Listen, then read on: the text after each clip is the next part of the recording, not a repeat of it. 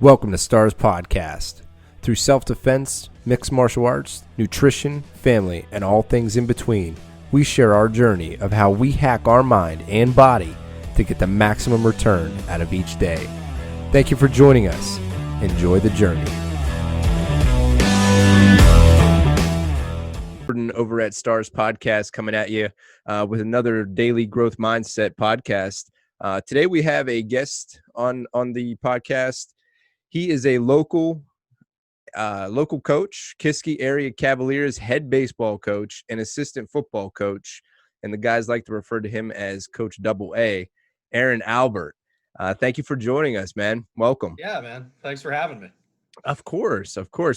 I reached out to you because I was seeing your athletes have their signing days, and that was something that really struck a chord with me. Just because that's a big deal, and I don't usually see that from a lot of the local schools doing something like that. So kind of let me in on that and anything else that you want to kind of intro with. Yeah, man. The signing day thing has, gotten crazy the past probably 2-3 years. I think you saw it, back in the day from your big D1 recruits and stuff like that. But, more and more, it's like, why not honor the kids? Especially, I'm of the mindset, and I think, more coaches should be, that the Division I label doesn't mean a whole lot, maybe more in football than it does the other sports. For a Division III baseball program on any given day, it could beat a Division II program. D2 could beat D1. Especially here in the Northeast, it might be different in the South and stuff like that. But anytime, and our AD at Kiski, John Peterman, is great. He tries to get the kids as much recognition as possible. So anytime, we can send a guy to the next level, regardless of what level it is, we want to pump them up and, give them as much press as possible. What does that locomotive look like of being able to promote that athlete? It's changed so much with social media and everything. And it's crazy because, my dad's been a head high school football coach for 35 years. When he started, it was college coach calls the head coach and you send an actual VHS tape out, and that's pretty much it. Nowadays, it's like, I tell my kids, you got to get your huddle highlights, you got to tweet them, you got to retweet them, you got to, send direct messages to coaches. It's so much different, so much more competitive now that it's crazy. Oh, I bet it's very competitive. Now, do you have any guys that are having some good success by doing that recipe? Yeah. So, I'm really proud of, so we got to Kiski 2 years ago for baseball. I've been there for 4 for football, but really only 1 season of baseball because Corona wiped out last season. Sure. So I sent a kid to Old Dominion, Division I, kid to IUP, where I played Division II, and our pitcher to W&J, Division III. And I think the path that all 3 of them took to get there is a little different. But that's just the changing landscape, man. The Old Dominion one, and I like to tell this story to anybody that plays for me or chooses, as we played summer baseball together at one point. Yeah. You try to keep the group together in the summer. You get a lot of colleges that say they love 3-sport athletes. And I say the same thing, obviously coaching 2 of them. The kid who went to Old Dominion, Ryan Wallace, was our quarterback in football, was a good basketball player, and then also baseball. Nowadays, they want to do showcase camps and stuff in September, October, November. Well, he's a quarterback in September, October, November. So the biggest thing, and Old Dominion coaches let me know this, the biggest thing that helped them was I wrote a letter that said, hey, look, if we really love 3-sport athletes, that's what this kid is. I don't think that anyone's got to see him as a 24-hour-a-day baseball player yet. So I think he has untapped potential. And they basically sent one back. It's like, that makes a lot of sense. We asked him to throw in a showcase in October, and he's, hasn't thrown a bullpen in 3-4 months. So yeah, and then you want him to go out there and go full tilt.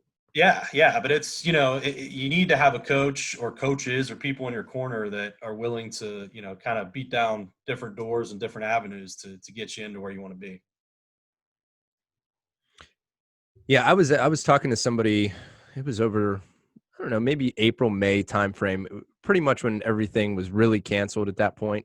And he was really bummed out because he had a situation where he was being heavily recruited at the actual games. It wasn't so much on social media or anything. Sure. They were coming to the games, and he said as soon as the game stopped, everybody stopped calling me.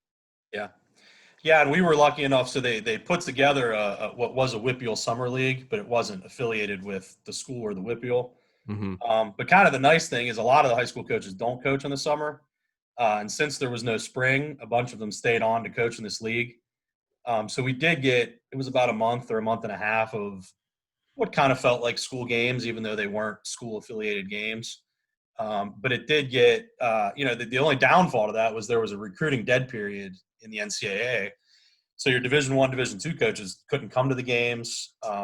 Crazy enough, I'm friends with Coach Maz at Seton Hill, and he actually did commentary for the first game of this league. And I was contacted, and they kind of said, like, you can't do commentary because you're not really allowed to be at the games, having any contact with anybody.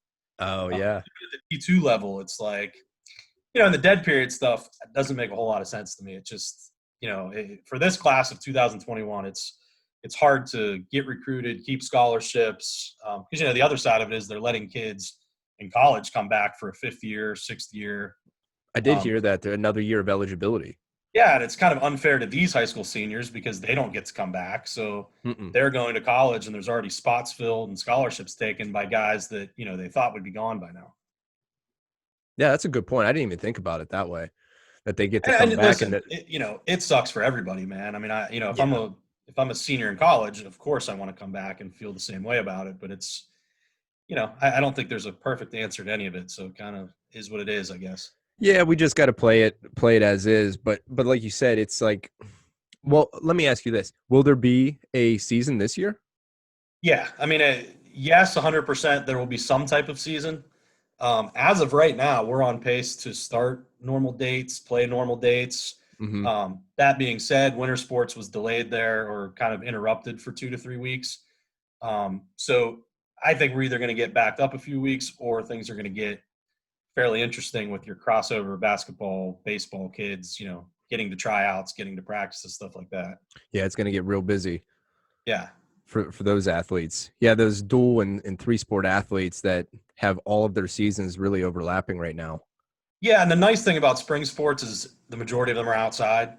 Mm-hmm. So it's a little bit of a, right now with wrestling and basketball, it's crazy. And I tease our AD, like he doesn't get paid enough to deal with all the stuff he's dealing with right now with, some schools are wearing masks, other schools aren't wearing masks, and they have to decide, between them how it's going to go. And, it's a little sad in that regard that the PIA and stuff hasn't just come out with a blanket, hey, we're going to wear masks, or hey, we aren't going to wear masks. And yeah, instead they leave it up to the school districts, and then you're just, fighting amongst each other. So yeah, when one person wants to wear one, the other one doesn't. I totally get that. Let's go back just a little bit. You had mentioned summer league baseball, and that's something that the summer league and the fall ball. That's really where I saw the highest level of competition in when I played, and I think it was really because those were the diehard baseball guys. Yeah.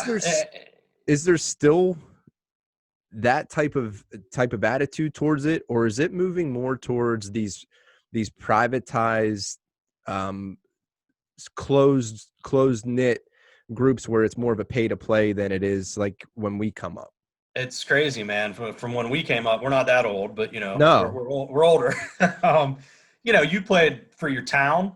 Yep. Or you played, the difference is when you played in the summer, you played with the same guys you played school ball with. And, or maybe one town over or whatever. Mm-hmm. There's so many travel ball teams and so many summer teams and AAU teams. And, if you're on an elite team, sure, you can get recruited from that. And it's, you're going to see elite competition. The problem is, when Jimmy's son doesn't make this elite team, he's going to go start another team. And when Bob's son doesn't make this team, he's going to go start another team. And, Kiski's a 5A school. We're a fairly big school, but I got, I don't know, guys playing in 5, 6 different teams. And then I do coach a team to try to keep everybody together. Yeah. But, I can't tell you, like, this has to be your first commitment and has to be your first priority. And it's very odd. Like, when I was at Beaver, all of those kids played in different places. But then you had Blackhawk, who had a coach, Bob Amelia, that just passed, actually, who's a great coach for 30 years. And he just kind of said, hey, if you want to play school ball, you're staying and playing Legion for Blackhawk. And, that worked. Now that he's passed, I don't know how well it'll work. His Mhm. kids may end up 8 different places too. Yeah, it's just so hard. And, you never want to take an opportunity away from someone either. So it's, I can't tell you that going to play in Youngstown's a bad idea because there's scouts out there. So, you kind of got to, I guess, balance the two. And, if I had a perfect answer, trust me, I would tell everybody and would figure this Yeah, out. yeah. This is the recipe. This is how you get recruited. This is how it all goes down. Yeah. I know it's very dynamic, and I just want to kind of jog your mind as to far as like your mentality about it and what, because I feel like in most sports it's becoming more pay to play than it is just being involved in your local Yeah. township, or even just your local city, your school district. It's becoming more, how far and wide can the reach go, and how often can I play, and how much can I pay you for this privatized lesson, and Right. Right. record it and send it to everybody and put it on social media. Yeah. It's like there's so many angles that it almost creates this situation for the kid that they're just a cog Oh, in for everybody sure. else's wheel.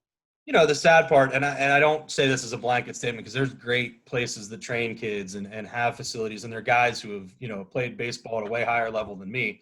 But then there's 5 other places of guys who are just trying to make a buck, and they'll tell you all these great things, but that's because you're paying them.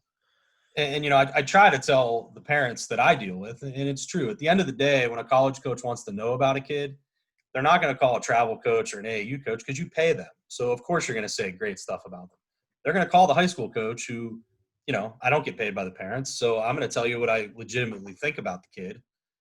So I think that is something that's always going to be grounded in, as many teams as you go play for or stuff that you do. At the end of the day, they're still going to talk to your high school coach and find out, Mm-hmm. how you are as a person, and more than that, a student. Because, I think more and more now, and not being in the classroom, I don't think helps either. I think these kids kind of think like, I'll log on real quick and then I'm kind of an athlete after that. But schools still want grades, man. It doesn't matter how good you are. You still have to have, at least in some form, the grades and the SATs and stuff like that. So it's way different from when we grew up, though. Yeah, there are a ton of dynamics, that is for sure, and a lot of things that can distract you. We'll put it that Yeah. way. So what is your messaging to your players as far as an academic standpoint goes? What are you telling them? What's your advice for them?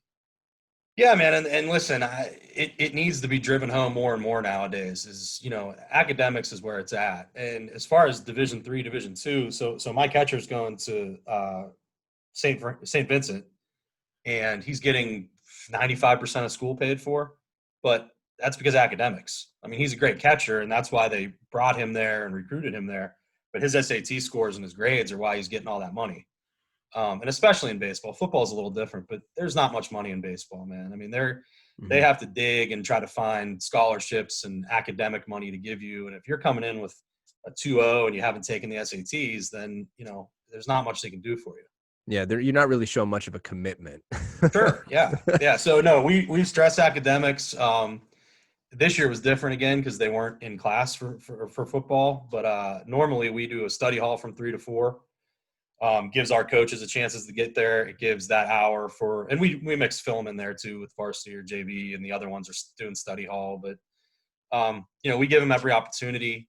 Kiski's crazy, man. It's not like when I went to school. They have cab time. They have like an hour in the middle of the day where like they can just study, go see teachers, like get done with their. Yeah. So honestly, like if my players aren't getting stuff done, it's not for a lack of time or resources. It's Yeah. because they're choosing to do something else during that time. So That's an active choice they're making. yeah, exactly. You're screwing off too much. The crazy thing about Huddle now is I can see how much my kids have watched Huddle during the week and scouted the other team. And it's no mystery that the kids who watch Huddle for 3 or 4 hours are the same ones who have a 4.0. And the kids that have watched zero film during the week are the same kids who still have, a 1.5 and aren't doing their grades either. So Yeah.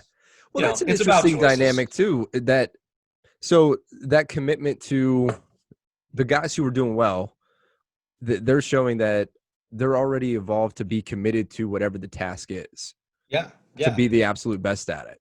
Yeah, and here's the thing, man, and I struggled with this more than anybody, and I'll openly say that. When you get to college, it's a whole different game, man, because they anticipate you're being there for practice, for workouts, and if you don't have academics as a big portion of that, I mean, you can end up, going out at night and going to practice and, skipping class. And trust me, I went to IUP, I fell into that, man. And I tend to think, or at least I did at the time, like, oh, I'm, leading the team in hitting. I broke the hits record here. I don't, they'll figure it out, man. Like, They'll figure it out.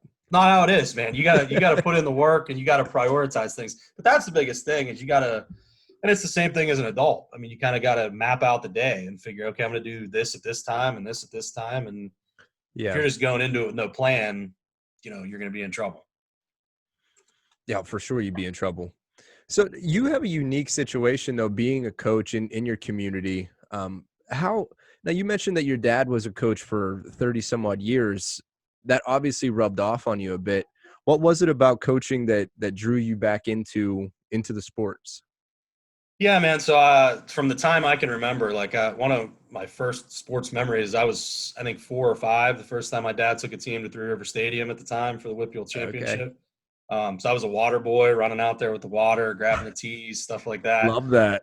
But, I do say, so at the time he was a coach at Valley High School, which is not an inner city school, but it's it's not a well-off area.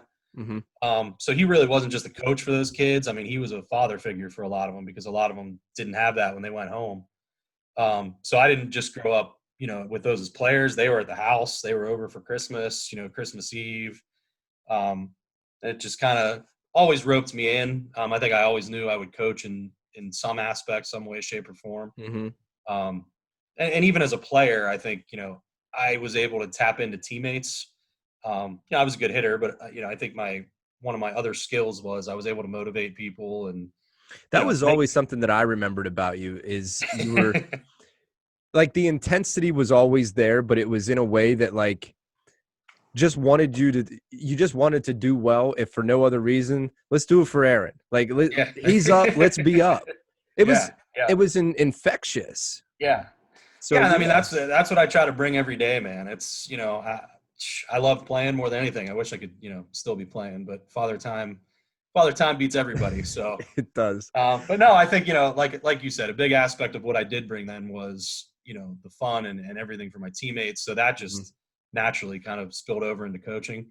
I would say as a baseball coach, I'm definitely in the upper 99% of being intense because I coach it like football. Okay. But I think that's fun, man. And I think, it's a way to, get kids involved. We, if we play Mars the day before, I'll go out and find a little planet and we'll throw it in a circle and smash it with a bat. Uh-huh. And, anything to get kids pumped up, especially nowadays with video games and not getting out. I don't think kids get excited about enough. And, and I think the biggest thing kids don't get, and they don't get it until they're 20 or 21, is like, you only get one shot at this, man. I mean, I'd give anything to go play a high school football game again or high school baseball game. They don't let you come back. So it's no, they don't. And I live in Slippery Rock now, and I remember playing the Division IX.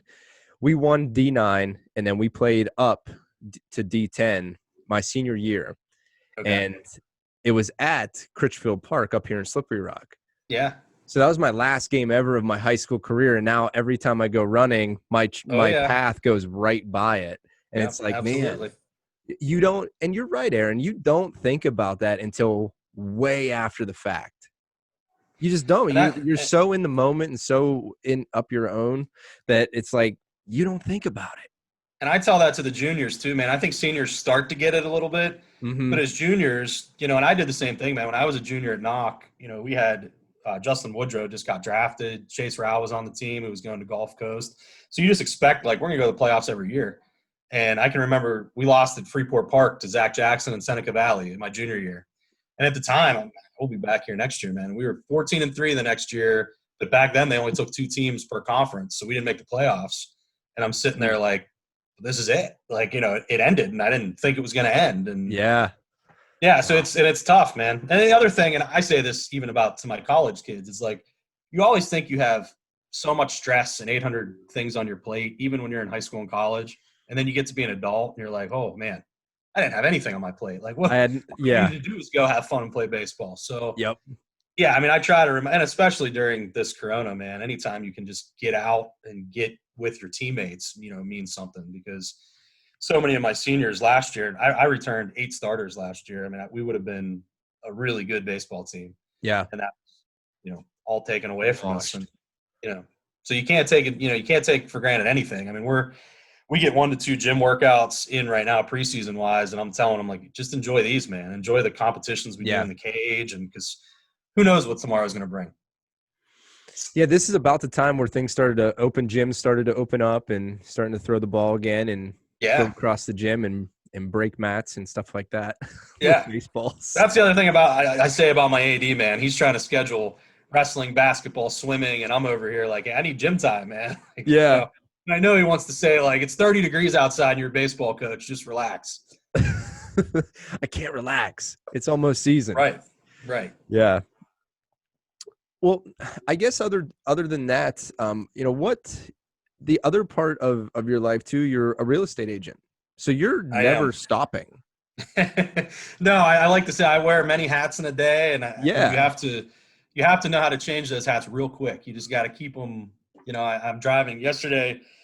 I actually had football and baseball in the weight room together yesterday. And I kind of, like I said, I kind of schedule my day for, okay, realtor stuff's going to be over at, noon. Driving to Kiski, I get a call that, on my last house we just sold, the seller took the washer and dryer when they weren't supposed to take the washer and dryer. And it's like, okay, all of a sudden I got to be a realtor again for 30 minutes until I get there. And it's crazy, but I find that to be way better than sitting here doing nothing. There was a week or two there. So we got shut down once for football, and then Kiski as a whole got shut down basically like the whole month of December. And real estate's a little slow at that time. So I probably had 1 or 2 deals. And those were the days that felt like they were, endless to me because I had nothing to do. And I'd wake up like, oh, man. Like, how do I occupy my whole day whenever every gyms other were days. closed. So I went out and bought another heavy bag after I just got rid of one like 6 months ago. So what are you doing today? I'm like, I'm going to go buy a heavy bag. She said, didn't we just give one away? I'm like, yeah, I got to get it back. So, and that guy's not going to give it back. Spar 3 rounds for a little bit and at least feel like you're doing something. Yeah. So what is your workout routine these days? This is another big thing, man. I work out with the kids. Every day. Every day they're in there. I'm in there. I laugh. My dad's, well, if he listens to this, he won't want me to say it. So let's just say he's on the latter side of his 60s. He still does biceps and triceps with the kids. He's not doing legs anymore. I'm not doing a whole lot of legs anymore either. But, so I'll lift. So between football and baseball, I'm in there Monday, Wednesday, Thursday. But I just incorporated the heavy bag back into what I do. Just I'll put a song on and I'll, hit the bag for that song, take a 1 minute break, put another song on, hit the bag for that song. I like bag work too, because I feel like it's that proprioception training of your footwork. Maintaining that balance. I think I never did this as an athlete, but I think it would be beneficial to any pitcher is to do balance work. Yeah. Oh, balance and core stuff for pitchers is, and that's the other thing. It's like, I don't mind when my pitchers or even players are going to other places to get other work, because in a high school, there's only so much we can do in the 2 hours that we see them. There's a whole, core balance, everything for them that, they're not going to be able to get other places. So I don't want to say that, I don't want to give a negative light to those other places, because I tell all my kids, like, if you're going with a reputable guy that has played the game and knows the game, you could take something from everybody, man. Like, it's you can be a sponge from any coach. Good or absolutely. bad. Right, absolutely. Yep. Yeah, and actually, my mornings now, I'd say every morning, but it's not every morning. I was a pro wrestler for a little bit of my life there too. So I do the DDP yoga. So it's almost not yoga. I mean, it's like more resistance stuff, and but it's good. I'm not as flexible as I should be at this point in my life, and I try to get to that as much as I can too. Yeah, I listened to him on his story on Rogan one time. That dude is he's a wild cat from the way that he even came into the scene. Successful as a wrestler until like his 40s or late 30s. So his body got pretty beat up, but no, he took a concept that kind of, everyone does yoga, right? He just kind of brought it to a different level and brought some personality and entertainment to it. And, I don't know his finances, but I think he's killing it at this point. So Well, I don't know if he was killing it before, but he's killing it now. After the reality show, and then he, what was it? The Snake, Jake the Snake. Jake the Snake. Yeah, he was. I mean, and it was great. I mean, he's basically rehabilitating people as well as part of the whole deal. So yeah, it's like the forgotten misfits. He's like, come on in. I got you. Don't worry. But yeah, man, I like I said, I looked at some of your stuff there, and what really threw me over the edge too just today. We had already scheduled this, but I was looking through your Instagram, and all of your guys gave you a happy birthday video. How about that, right? During quarantine too, so it was when I didn't even see them. Yeah, I'm like, dude, that's when you're doing something. Yeah, man, and I'm not gonna toot my own horn or anything, but that, like I said, that came from my dad.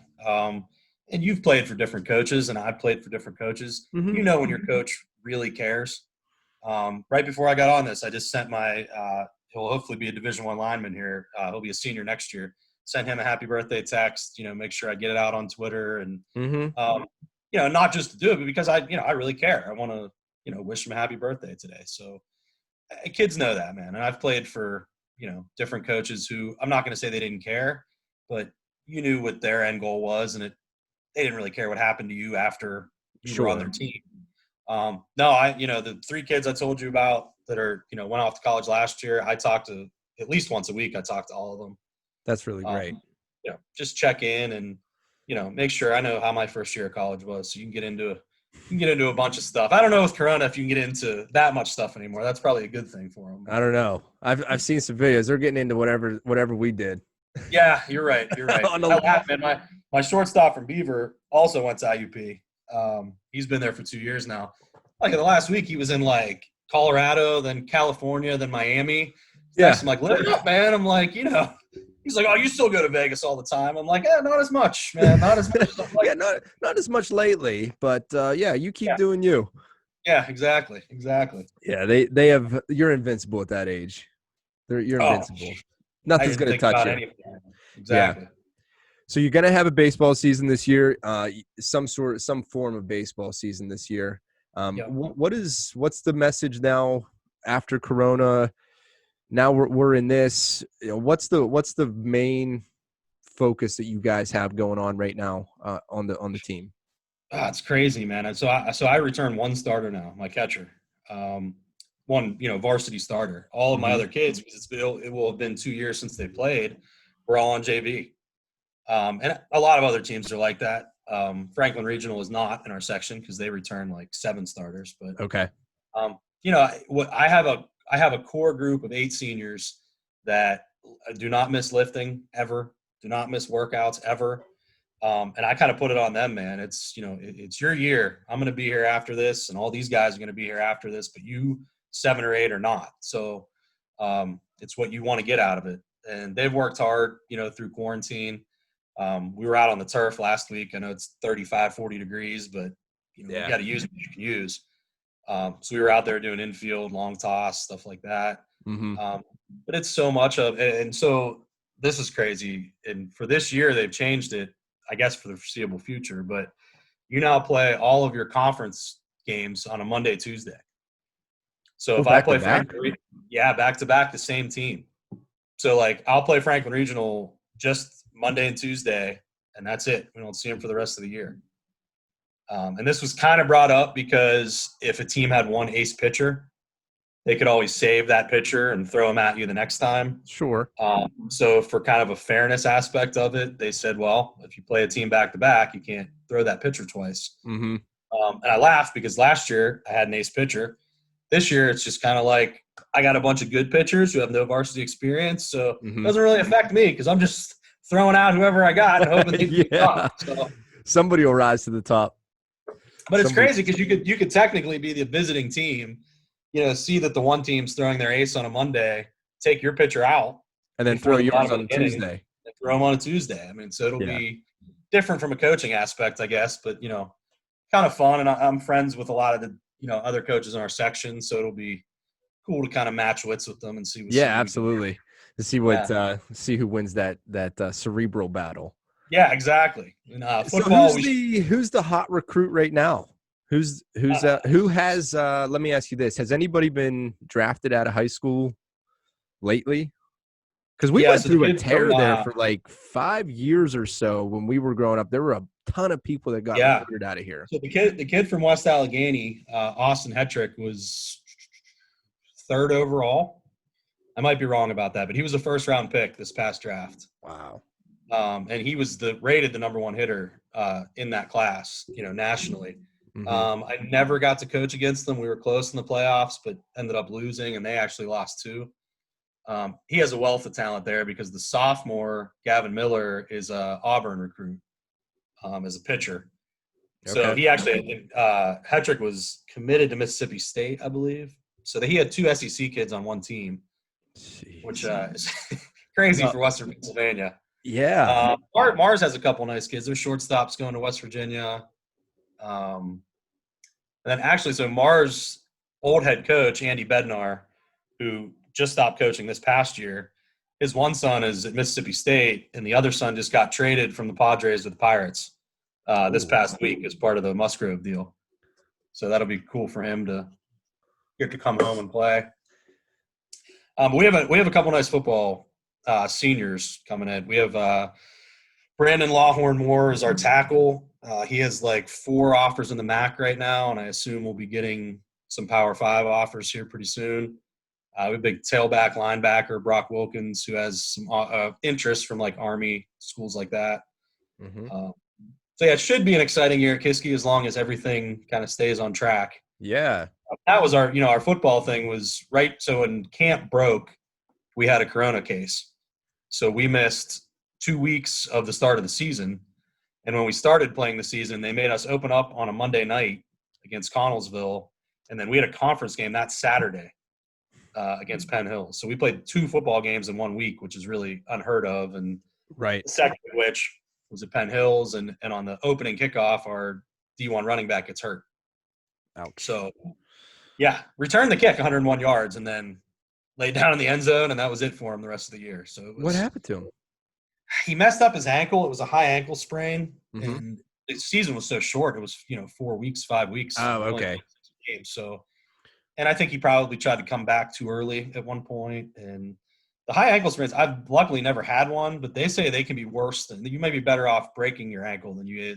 I've heard the same thing. Yeah.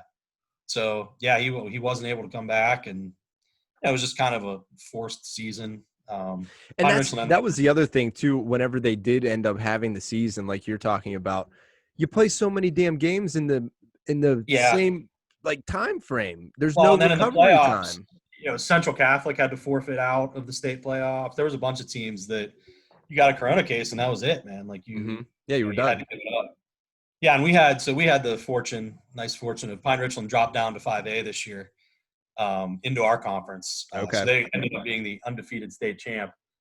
But they were lucky, man. They didn't have any cases, and they got through the season, and they were one of the best high school football teams I've ever seen as a complete unit. That's amazing. It's amazing to get through without having one case. Yeah, we had cases, scares, it was mm-hmm. and with the close contact stuff, I mean, in a 5A it was unavoidable. Yeah. So I was able to get one inter-squad scrimmage for baseball in the fall. That was all we were able to do. And the morning of that scrimmage, my catcher calls me, hey, my girlfriend is a close contact. I'm a close contact of her. I can't come to the scrimmage. And it's like, every day you got to roll with the punches and get up and be like, hey. But you know what? I think that too is teaching your athletes something else. Oh, it absolutely is. Things are going to come up. We still have a goal of running the section, and this is what the goal is, and we're just going to keep doing what we do. Yeah, not to use a Tomlinism, but it is next man up, and it's the standard is the standard in the sense that it doesn't matter who's here. It's got to keep going the way that it goes. So mm-hmm. I definitely believe in that, and I think the kids have to believe in that, because if it's not next man up, then you can feel sorry for yourself every day, especially now. Yeah, and listen, a lot of people just end up doing that. They Oh, just sit there and absolutely. sulk and Yeah. don't continue down that road. And you showing that resilience and the program showing that resilience and continuing to recruit and continuing to be in the weight room and pushing the envelope. That's what it's all about. Yeah. Those are the Yeah. lessons that we learn from one another. Yeah. And the other thing we push, and you know this from where you went to school, is, a town can rally around a football team or a baseball team, Yes. and especially now when they're just looking for any positive stuff. It's, and my dad's the best with that, because my dad, so this is his fifth school that he's coached at, but he grew up in Vandergrift, Kiski. So it does mean so much to him to be able to go into town, and the barber's out, saying, "Hey, good luck this week, coach." Yeah.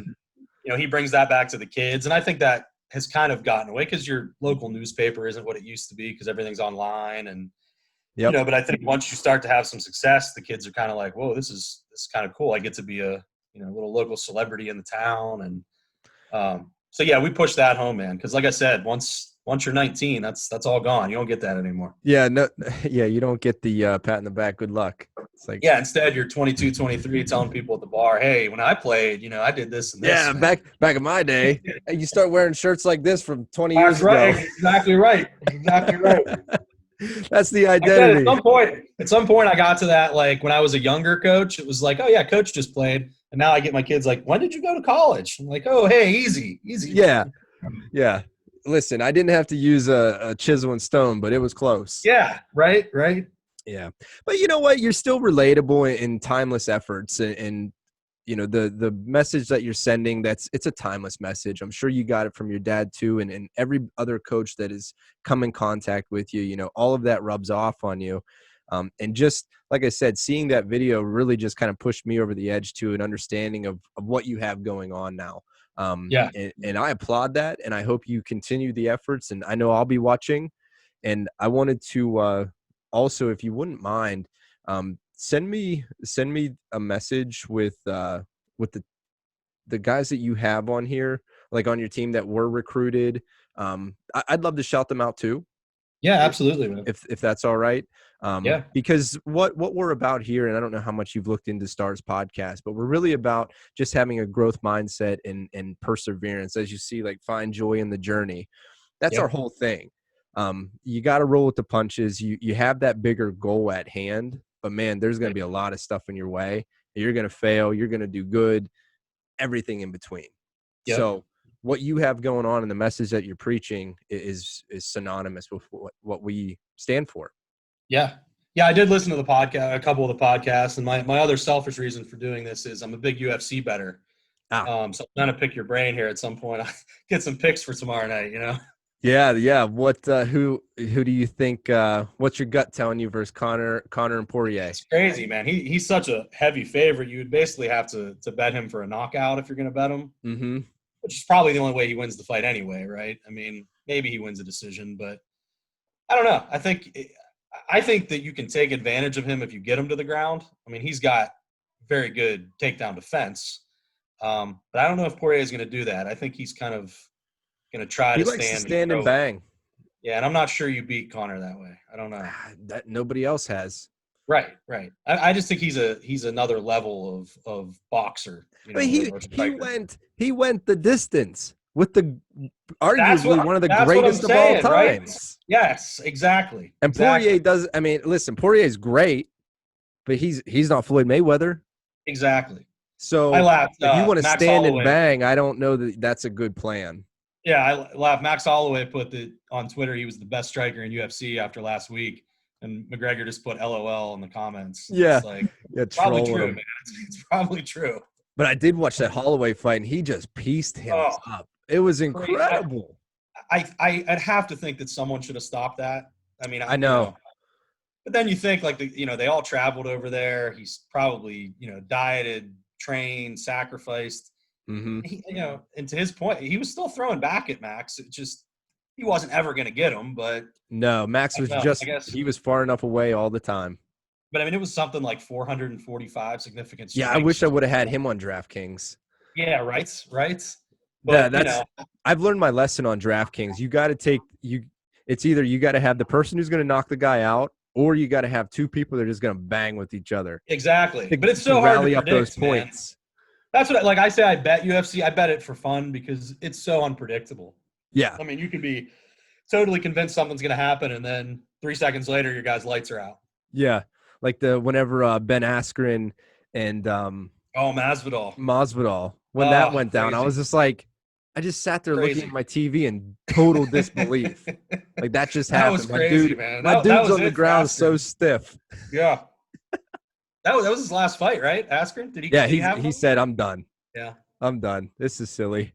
I don't blame him. He's got a good podcast. He's got a good setup. Just, Yeah, he's a great dude. He's just a good personality. Yeah. In my opinion, I like him as a personality more than I do a fighter.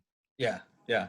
Yeah. I'll enjoy after this. I'm going to watch the weigh-ins because those are always entertaining, especially with McGregor, I'm sure. Well, did you see him yesterday with their first little thing? Yeah, I saw him. He had the sunglasses on. Yeah. I don't know, man. I don't like this McGregor. I don't know. And that's the other thing with him. Like, I always ask, like, is he that invested in the fight, or, does he get to it? Because he claims that, when he lost to Habib, he wasn't training properly and doing that stuff. But I worry that, like, he's got millions and millions of dollars, man. Yeah. How serious is he taking it? Because, Dustin's taking it seriously because this is his shot, man. Yeah, this is red panty fight. Yeah, exactly. This is the one. This is the one you go for. And I'm excited to see Chandler too, because I really liked him in Bellator. Mm-hmm. I think that's a tough matchup with Hooker, man. They didn't do him any favors there, but no, and yeah, because you got a guy that's yay tall and a guy's yay tall. Yeah. I mean, and Hooker's no joke. No, on the kickboxing side, he was probably better off taking a Ferguson fight, which from what you hear, I think he didn't want the Ferguson fight. Yeah, and I'm thinking maybe Dana wasn't a fan of that and said, "Okay, here, have Hooker, see how you do with that." Jeez. But yeah, it should be a good card, man. Yeah, honestly, I haven't even really looked at the full card. Yeah, I'm trying to think of who else is on there. I was gonna pull it up real quick. One before the co-main is a girl fight, Caldwell and Jessica Eye, which will probably just be a distance type thing. But like I said, if you're betting DraftKings, those are the fights that you want. Yeah. I've learned my lesson picking the big name fights. Just pick the fights that are going to go the distance. Yeah, exactly. Yeah, it was what was it? It was a Ferguson Gaethje fight. Yeah. And they just blasted each other for 5 straight rounds. Yeah. The points were unbelievable. Which I think that's the other thing with McGregor. Dude, he's such a good striker. I don't think you can eat his punches for 5 rounds. Like, eventually, I think he gets you out of there. Yeah, absolutely. Unless he breaks that left hand again. That's true. And that's the thing, man. Like, that's, you can be as confident as you want in what's going to happen, and then, shit changes quickly. Very quickly. Yeah, you get leg kicked and your leg goes dead. And now what? Right, now what? Exactly. That's what you got to do to Hooker, too. You got to take away that man's legs. Right. Yeah, and I don't know. I mean, Jessica Eye and Calderwood, and then Marina Rodriguez and Amanda Ribas. Yeah. Andrew Sanchez and Mahmoud Muradov. Yeah, usually when you put Conor on a card, you throw 1 or 2 good fights, and then you're like, people are going to buy it anyway. So yeah, and then you put the big market fights like the Russian, the Brazilian. Yep. Because they get to fight for free there. Hey, say what you want for people that have succeeded during a pandemic, but Dana White's number 1 on that list, man. Just paved the road, pumping out fights and making money. Yeah, he's like, you want to talk about perseverance? He's like, give me an island and 10,000 people and rope it off. Yep, I'm telling you, my wife. It was like 3 months into quarantine. She's like, "Are there fights every night? Like, do we watch fights every night? Like, at least once a week." That dude's putting on a card, man. We're watching it. We do now. You want to talk about? I can't remember how many fighters he ended up signing over that last year. Yeah, just 1-2 fight contracts. Right. Oh, and they were finding guys like that week in Vegas or Florida, wherever they were. Like, hey, I don't know, with the local MMA gym, give him a shot. Exactly. The one guy was what the hell? They found him on Instagram because of some highlight he did. Yeah, they brought him in from Abu Dhabi. Yeah, they're like, hey, give him a shot. And dude, that's the crazy thing. I mean, it's not like football. In MMA, you come in, throw 1 shot, or you get 1 lucky look. It's like all of a sudden you're in the UFC. Yep, you get the contract and you're ready to go. Yeah. You skip the reality TV show that Dana puts Yeah. on. You don't have to do any of that stuff. None of it. You just skip right to the front of the line. Right. Can you imagine being the guy in the locker room? Man, that pisses you off. Yeah. Oh yeah. Yeah. This guy just come in. I did this reality bullshit. I lived in a house with everybody. This guy just came in through a kick, and now here he is. Yeah, here he is. I'm fighting him. Awesome. Exactly. And now I lost too. Jesus. Yeah. But hey, man, thank you for jumping on. Yeah, man. Sorry I turned it into an MMA podcast there at the end. Dude, that's what we do. It's STAR stands for straight talk about random shit. So. Oh, perfect. That's what we did. All right. That's how it goes. Welcome back anytime. I'm going to be following you and see what goes on over at in the baseball and football program. And best of luck to you, brother. Thank you so much, and enjoy. Yeah, thanks for having me, man. Of course. Enjoy the journey, guys. Take care.